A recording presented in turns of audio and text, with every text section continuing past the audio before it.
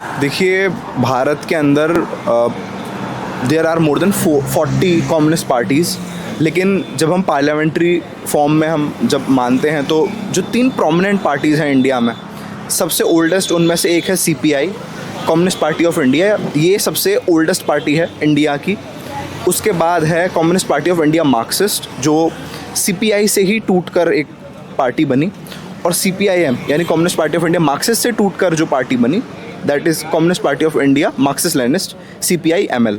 ये जो 3 पार्टी हैं प्रोमिनेंट पार्टीज़ हैं। एंड सीपीआईएमएल लेटर ऑन जब proper parliamentary functioning, parliamentary representation में जब इलेक्शन में आई तो सीपीआईएमएल लिबरेशन के नाम से आई। तो लिबरेशन, मार्क्सिस्ट और सीपीआई, ये 3 जो है प्रोमिनेंट पार्टीज़ हैं। जब अंतर की बात आएगी तो जो मेजर डिफरेंसेस हैं वो हैं इंडियन हिस्ट्री के लैंडमार्क के ऊपर, के कुछ लैंडमार्क इंसिडेंट्स हैं जो हुए, जिन्होंने तीनों पार्टीज़ के अंडरस्टैंडिंग को लेकर, बीट इंडियन स्टेट का कैरेक्टर को लेकर हो, मोड्स ऑफ प्रोडक्शन को लेकर हो, इसने उनमें इसी से उसमें अंतर स्थापित है। तो सबसे पुरानी पार्टी जो है वो जब इंडिया इंडिपेंडेंट हुआ उससे पहले से पार्टी है 1925 में। हाँ, और उस टाइम पर रशियन रेवोल्यूशन जो कॉलोनियल मास्टर्स थे हमारे, उन्होंने देखा तो उससे डरकर उन्होंने किसी भी फॉर्म ऑफ कम्युनिस्ट आइडियोलॉजी को बैन कर दिया कि इससे यहाँ पर रेवोल्यूशन ना हो जाए। तो उस टाइम पे जो कम्युनिस्ट थे, अर्ली कम्युनिस्ट, वो कांग्रेस पार्टी के विद इन रहकर ही छुपकर काम किया करते थे।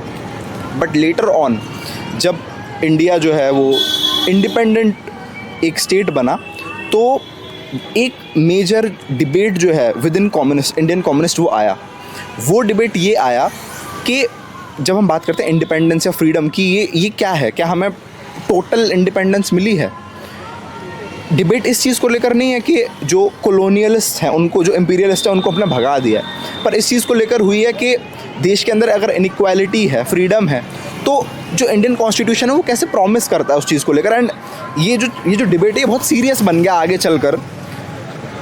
क्योंकि ये मान लेने से कि हम आज़ाद हैं, इसके साथ और चीज़ें भी आती हैं, इनइक्वालिटी के जो चैलेंजेस हैं, लैंड रिफॉर्म्स है। लैंड रिफॉर्म जो है वो बहुत इंपॉर्टेंट है, क्योंकि इंडिया के डायरेक्ट और इनडायरेक्ट 80-70% जो लोग हैं वो एग्रीकल्चर में आते हैं। इंडिया अभी भी to this day agricultural countries में आता है। लैंड रिफॉर्म्स को लेकर जो डिबेट है वो बहुत सीरियस है। एंड नॉट जस्ट इंडिया में आज़ाद होने से बाद से ही नहीं, पहले से ही बीट तेबागा मूवमेंट, ज़मींदारी सिस्टम, बहुत सारे सिस्टम थे जिन्होंने फार्मर्स को एक्सप्लॉइट किया।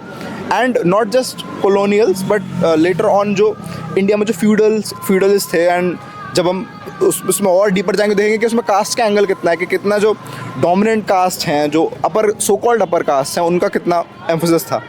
लेटर ऑन जब और लैंडमार्क मोमेंट्स पे आते हैं जिसने डेवलप किया इस डिस्कोर्स को, वो था land reforms and Chinese revolution. China में जब रेवोल्यूशन हुआ माओ जेडोंग के टाइम पर, तो जो क्योंकि आपको पता ही होगा कम्युनिज्म जो आइडियोलॉजी है वो एक इंटरनेशनल आइडियोलॉजी है, और उस डिस्कोर्स में जब परिवर्तन आया इंटरनेशनली, तो उसी खेमे ने, सीपीआई के ही एक गुट ने, सीपीआई की एक सेंट्रल कमिटी मीटिंग के अंदर माओ जेडोंग की पिक्चर जो है वो दिखाई, और वहाँ से एक नया डिस्कोर्स आया। लेकिन ये डिस्कोर्स कंट्रोवर्शियल तब हो गया जब चीन ने भारत पर अटैक कर दिया। अब भारत पर युद्ध कर दिया तो अब जो सवाल है, सवाल का जो घेरा है वो दोबारा आ गया कि भाई अब इस अटैक को कैसे देखा जाए। एक गुट जो अर्ली कम्युनिस्ट में था उन्होंने कहा कि नहीं, ये एक लिबरेशन का जो एक मूवमेंट है, ग्लोबल मूवमेंट है, ये उसका एक एग्जाम्पल है। एक गुट ने कहा कि नहीं, ये एक इम्पीरियलिस्ट अटैक है, एक देश ने दूसरे देश के ऊपर एक इम्पीरियलिस्ट अटैक कर दिया, be it irrespective of ideology. And later on जो डिबेट है ये और कॉम्प्लिकेट हुआ और एक सीपीआई से टूट करके सीपीएम बना। And CPM around Indian states, be it Kerala, be it West Bengal, काफ़ी साल तक उन्होंने राज किया। इनफैक्ट अभी भी जो है उनकी स्टेट गवर्नमेंट है, अराउंड 34 ईयर्स उन्होंने वेस्ट बंगाल में भी जो है रूल किया। लेकिन लैंडमार्क मूवमेंट्स में जो एक मूवमेंट जो है वो नक्सलवाड़ी का मूवमेंट रहा। नक्सलवाड़ी का जो इंसिडेंट था वो इसलिए एक माइलस्टोन मूवमेंट बना इंडियन कम्युनिस्ट मूवमेंट्स में क्योंकि एक लेफ्ट डेमोक्रेटिक फ्रंट के पावर में रहने के बावजूद जब लैंड रिफॉर्म्स की बात होती है, ये बहुत सीरियस डिबेट है लैंड रिफॉर्म्स का विद इन अमंग कम्युनिस्ट, लेकिन जब वो इंश्योर नहीं किए गए, वेस्ट बंगाल के एक विलेज में नक्सलबाड़ी में जो वहाँ के जो खेतीहर मजदूर थे, उन्होंने एक रेबेलियन किया, उनको लीड किया चारू मजुमदार ने, और उन्होंने क्रिटिसाइज़ किया कि जो एग्जिस्टिंग पार्टी जिसके वो खुद सदस्य थे, वो खुद जो है वहाँ की सेंट्रल कमेटी सिलीगुड़ी के मेंबर थे, उन्होंने क्रिटिसाइज़ करा अपनी खुद की पार्टी को, और जो डिबेट है वो उन्होंने नई पार्टी फॉर्म करके एक और जो तीसरी पार्टी है CPI-ML उसकी स्थापना करी।